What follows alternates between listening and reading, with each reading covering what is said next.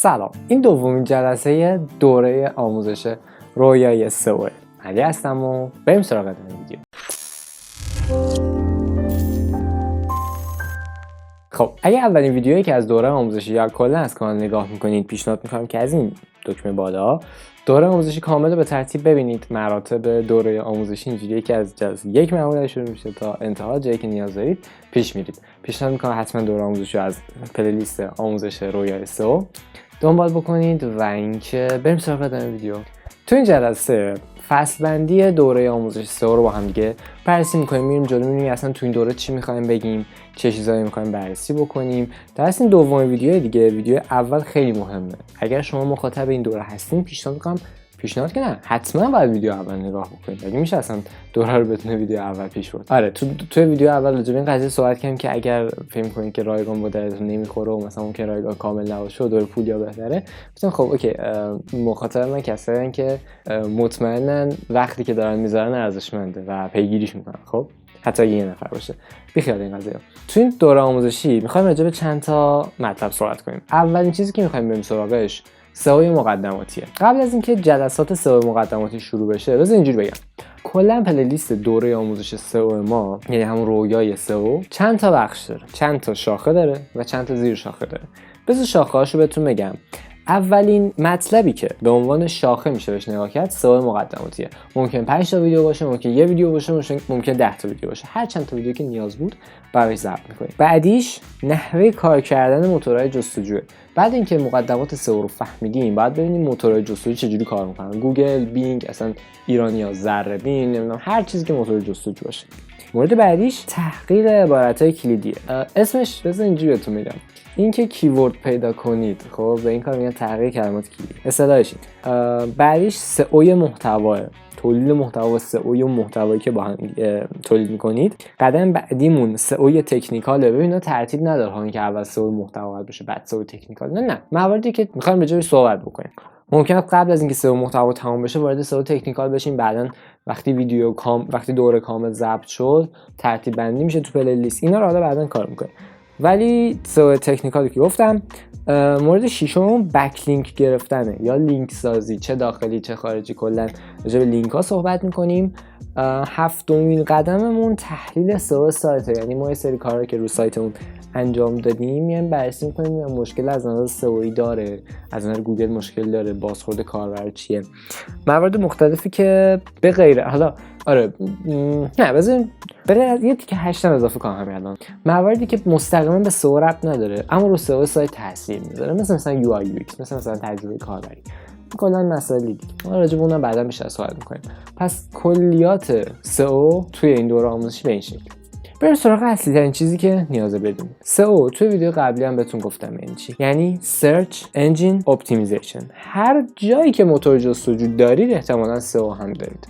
تو یوتیوب باشه، تو گوگل باشه، تو آپارات باشه، تو بینگ باشه، تو یاهو باشه، نمیدونم توی یاندکس باشه، هر چی که باشه. اگر قابلیت سرچ دارین پس سئو هم دارید. یعنی اون موتور جستجو مجبوره برای اینکه بهترین نتیجه به کاربرش نشون بده یک الگوریتمی داشته باشه. وقتی الگوریتم میاد وسط، سئو میاد وسط.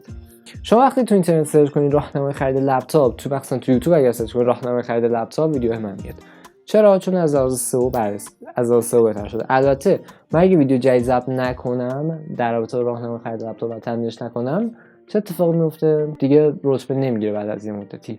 علت داره. پس باید بدونیم چیا تو سئو موثرن که بتونیم سئومون رو تقویت بکنیم. من همیشه میگم تو اگر میخوای سئو یه چیزی رو بررسی کنی، اول از همه باید از عقلت استفاده کنی. خب تو اگر جای گوگل بودی، آقا این سایت من، خب مثلا این سایت من یه جلسه گوشی مثلا من میخوام بدمش به تو، به بقیه معرفیش کنی. خودت چیکار میکنی؟ میای از اعتبار خودت بر من خرج بکنی؟ نه دیگه، من اگر نشناسی درست حسابی میگم اینو یکی بهم داده نشونتون بدم. اگه دوست داشتید دوست نداشتید به 2 نفر دیگه نشون میدم. اگه اونام دوست نداشتن حتما خرابه، شاید اصلا گلسه شکسته باشه، شاید اصلا گلسه جنسش بد باشه. ببین چی میگم؟ اوکی، پس شما اگر جای گوگل بودید از اعتبار خودتون برای سایت‌ها خرج نمی‌کردید. پس عاشق چشم ابرو من نیستی. زمانی منو به بقیه پیشنهاد میدی که من ازم مطمئن باشی، خب، یا اینکه میای میگی آقا من از این مطمئن نیستم. خب این تنها کسی بود که مثلا گلس میفروخت، من مثلا اومدم گلسشو برداشتم، اگه تو خوشت اومد پس این گلس خوبی داره. پس دو تا حالت، یا باید مطمئن بشه که تو خفنی که تبلیغات بکنه که بیارتت نشونت بده بقیه، یا اینکه تست میکنه، میاد محتوای تو رو به بقیه نشون میده، به چند نفر نشون میده، اگه بازخورد خوبی داشت چه اتفاقی میفته؟ میگه آقا من این سایت رو پسندیدم، به چند نفرم نشون دادم، الان بازخورد خوبی داره، پس بهش رتبه میدم، میارمش اول. پس رتبه گرفتن تو گوگل یعنی اینکه من برای سایتم ارزش گذاشتم، گوگل، یوتیوب یا هر چیزی فهمیده اینو و من رو داره به بقیه رکامند میده. پس یه مثلث سه وجهیه. شما ببخشید شما، گوگل و مخاطبتون، کاربرتون. این مثلث خیلی مهمه، باید درکش کنی. ببین کل این دوره آموزشی که ضبط میشه، خب یه طرف برداشت شما از قضیه طرف دیگه است. تو سئو خیلی وقتا ذهنیه. تو حال ببینی اگر جای گوگل بودی فلان مسئله رو چجوری حل میکردی، چون گوگل هم این سری آدم پشت سرش الگوریتم میخوان دیگه. خب تو اگر جای اون بودی چجوری حل میکردی؟ مثال میزنم. آقا من میخوام بیام یه وبلاگ بنویسم، خب راجع مثلا چگونه لپتاپ بخریم، یا اصلا یه مطلب بنویسیم، یه مقاله بنویسم سایتم چگونه لپتاپ بخریم. خب عنوانش رو چی باید بذارم؟ الان شما بهم بگید تو کامنت ها. شما اگر جای منی بودی که می‌خواستین مثلا یه وبلاگ بنویسید یا پست بلاگ بنویسین چگونه مثلا لپتاپ چی بخریم، چی عنوانش رو می‌ذاشتید؟ یکم فکر کنید، از قصد نذارین ویدیو رو جلو، جدی فکر کنید ببینید چی می‌ذاشتید. من اگر بودم می‌نوشتم راهنمای خرید لپتاپ، مثلا بهترین لپتاپ فلان، چگونه لپتاپ انتخاب کنید. عنوانش رو نمی‌ذاشتم آقا مثلا من لپتاپ میخوام چی بخرم، خب، یا مثلا عنوانش رو نمی‌ذاشتم چجوری یا چی جوری لپتاپ انتخاب کنیم. چرا نمیذاشتین؟ چون صرفا عامیانه است؟ نه، چون کاربر اون رو سرچ نمیکنه. کاربر سرچ نمیکنه چی جوری لپتاپ بخریم. منظور نیست که هیچ کسی سرچ نمیکنه ها، اکثریت رو دارم میزان سرچ پذیری رو میگم.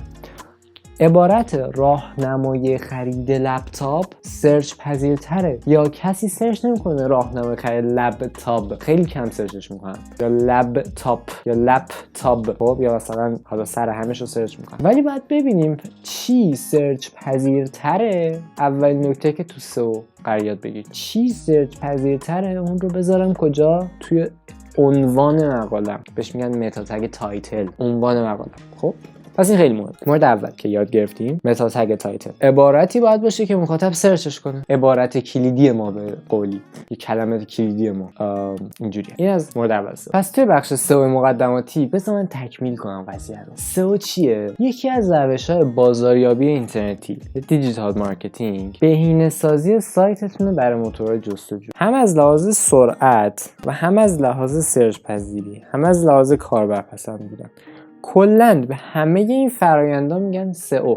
پس اگر از سئو تعریفی شنیدید که آقا من این مقاله رو سئو کردم، نمیدونم این مطلب سئو شده است، من چی میگم؟ همین شنیدن صدای موتورسیکلت تو این ویدیو سئو رو میاره پایین. یعنی چی؟ یعنی ویدیو من بهینه نیست. خب ممکن تو همین الان خارج بشه از ویدیو من، پس ویدیو من برای تو بهینه نبوده، من نتونستم سئو رو رعایت بکنم. البته نه به این حالا چیزی، ولی خب توی مقالات سایت خیلی مهمه که کاربرپسند باشه اون مقالتون، اون روند مقاله اصلا کاربرپسند باشه، سایتتون کاربرپسند باشه، سرعتش اذیت نکنه، مخاطب بیشتر بمونه، مشکلش برطرف بشه. میدونید چی میگم؟ یعنی همه چی اون عبارت کلیدیه نیستش. خیلی وقتا سئو فرآیندهای دیگه‌ای هم داره. پس بهینه‌سازی موتور جستجو اسمش روشه. Search Engine Optimization. Optimize باید بکنید. Optimize. اوکی، من خیلی انگلیسی بلدم مثلا. ولی خوبی که داره این که اگر شما بتونید سایتتون رو برای موتور جستجو بهینه بکنید، خیلی وقتا از هزینه‌هایی که بعداً قرار انجام بدید کم میشه. یعنی زمان از شما پروژه سئو میگیرید که مثلا بحثش درست، ولی زمان از شما دارید این دوره آموزشی نگاه می‌کنید که سایت خودتون رو بهینه بکنید. شما مثلا 15 میلیون تومان، 20 میلیون تومان ماهانه، نمیدونم به دلار مثلا $250 در ماه شاید هزینه تبلیغات بدید، گوگل ادورز بدید، ولی سئو رو بعد از 6-7 ماه میتونید همون قدری که از گوگل ادورز گوگل ادز در ورودی دارید از سئو درآمد داشته باشین، از سئو ورودی داشته باشین. این چی میگم؟ یعنی خیلی سئو تو این قضیه مهم و مفیده. بریم سراغ قدم بعدی. اهمیت سئو چیه؟ اصلا چرا سئو مهمه؟ توی سایتتون وقتی شما یه عبارت رو سئو میکنید، مثلا عبارت خرید لپتاپ، اگر شما یه سایت فروشگاهی داشته باشید که لپتاپ بتونید تامین بکنید و لپتاپ بخواید بفروشید، دوست دارید که هر کی سرچ میکنه خرید لپتاپ شما جای دیجیکال اول باشین. غیر از اینه؟ خیلی خوب. حالا فکر کنید اگر بتونید رو سئو سایتتون کار کنید که اول مثلا دیجیکالا گرفته، اوکی من نمیتونم اول باشم، من بودجه دیجیکالا رو ندارم، من سابقه دیجیکالا ندارم یا هر چیزی، تازه دیجیکالا رو میشه گرفت، ولی به شرط اینکه انرژی که دیجیکالا گذاشته شما 10 برابرش رو بذارید، 5 برابرش رو بذارید، 2 برابرش اصلا بذارید، نه 1 برابر و نیم بذارید، نه 1 برابر و 1 دهم بذارید. اگه تونستید در حد دیجیکالا وقت بذارید، اوکی میتونید جاشو بگیرید، میتونید رو گرفتن جاش فکر کنید. ولی مثلا بگیم آقا رتبه 2 رتبه 3 دست نیافتنیه، نه. آیا کلمه سختیه؟ قطعاً کلمه سختیه. خرید لپتاپ خیلی هم کلمه سختیه ولی دستیافتنیه. شما اگه بیاید رتبه 2 و 3 چی میشه؟ فروشتون انفجاری زیاد میشه. همه قرار نیست دیجیکالا خرید کنن که. میبینید من عکسی دارم براتون میذارم که کلیک 1 2 3 4 5 6 تا 10 شما باشید اوکی. این صفحه اول گوگل باشید 90% راه اومدید. حالا 10% راه این که رتبه ها بازی کنید. از 10 بیاید 9، از 9 بیاید 8، بیاید همینجور بالا. خب پس وقتی شما رتبه گوگل باشید فروشتون افزایش پیدا میکنه، بازدیدهای سایتتون افزایش پیدا میکنه.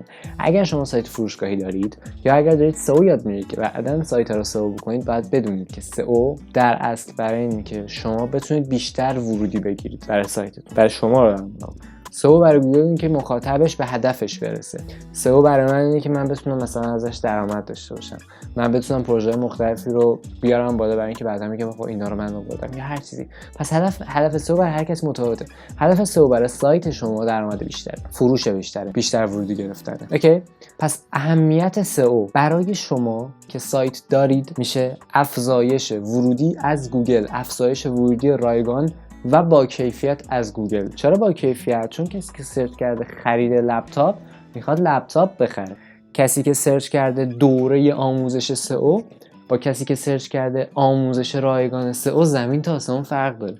کسی که سرچ کرده دوره آموزش سئو دو دست است، یا میخواد واقعا دوره آموزش پولی سئو رو بخره، پس پولش دستش، آقا من میخوام یه بهترینشو پیدا کنم دیگه بخرم، دیگه برم تو کارش. یه وقت هست نه، میخواد ببینه که بابا حدود قیمتا چقدره، شاید همون رایگانه رو ببینه براش بهتر باشه. خب حالا چند تا دیگه، اکثرا این دو تا دیگه. کسی که سرچ میکنه آموزش رایگان سئو اصلا به فکر دوره آموزش سئو نیست. پس اگر یه نتیجه بهش جستجو بشه که قیمت زده باشه مثلا 20 میلیون تومان، دوره آموزشی رو نمیخره چون اصلا دنبال اون نبوده.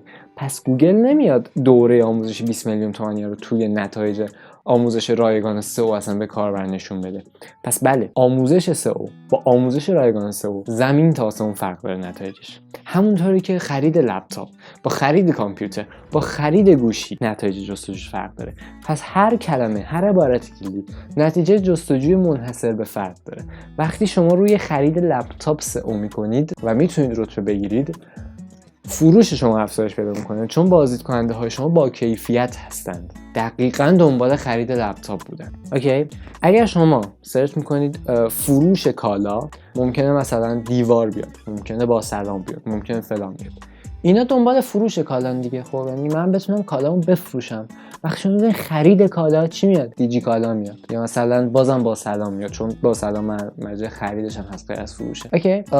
پس هر نتیجه سئو منحصر به فرد.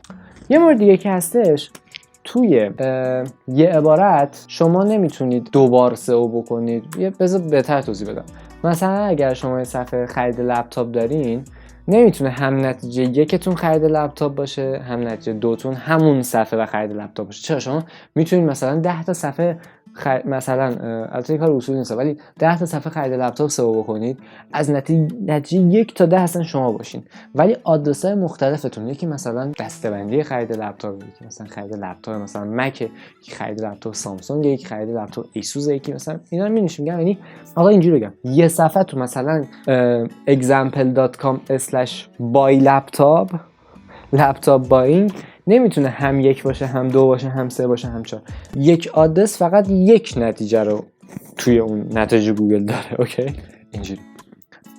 ولی مثلا اگر سرچ کنم مثلا خرید کیف لپتاپ، اگر اینقدر سئو من قفل باشه که صفحه دسته‌بندی کیف لپتاپ هم اول باشه، صفحه کیف لپتاپ مارک مثلا بنتون هم اول باشه، کیف لپتاپ مارک مثلا HP اول باشه فرض کن، اینا میتونه مثلا داخل اون صفحه اصلی گوگل، این صفحه سرچ گوگل رتبه 1 2 3 مثلا مال من باشه. همین الان خیلی سایتایی که من دارم کار میکنم رتبه 1 و 2 برای اون سایت خیلی راحت دارن کیفشون میکنن.